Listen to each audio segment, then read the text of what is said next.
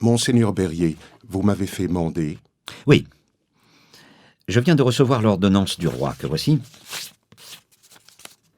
Sa Majesté étant informée que, nonobstant les règlements qui ont été faits pour écarter de Paris les mendiants, il se répand journellement un certain nombre de fainéants de cette espèce.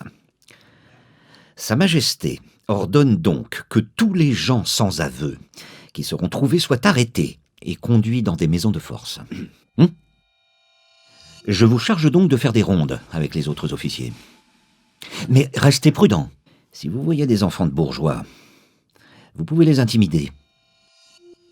Mais vous devrez vous attacher autant que possible à ne faire la capture que de vagabonds.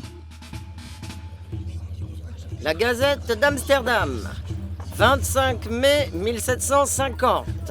Les émotions et émeutes populaires de ces jours-ci, en divers endroits de la capitale, ont été occasionnées par des faux bruits disant qu'il y avait des personnes chargées d'enlever des enfants.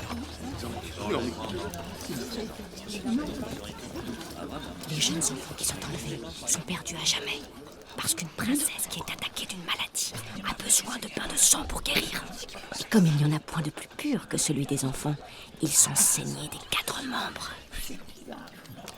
La Gazette d'Amsterdam, 27 mai 1750. La foule a poursuivi une mouche nommée l'abbé jusque chez le commissaire.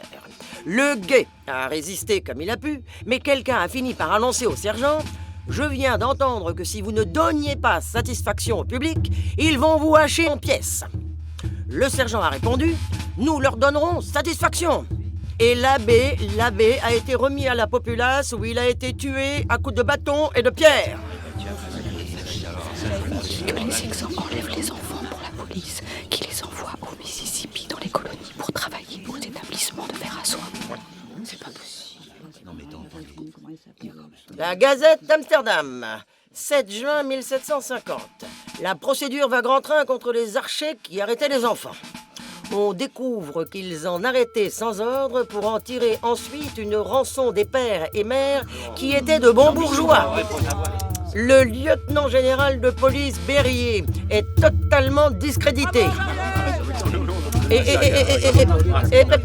Et l'on parle déjà de lui donner un successeur.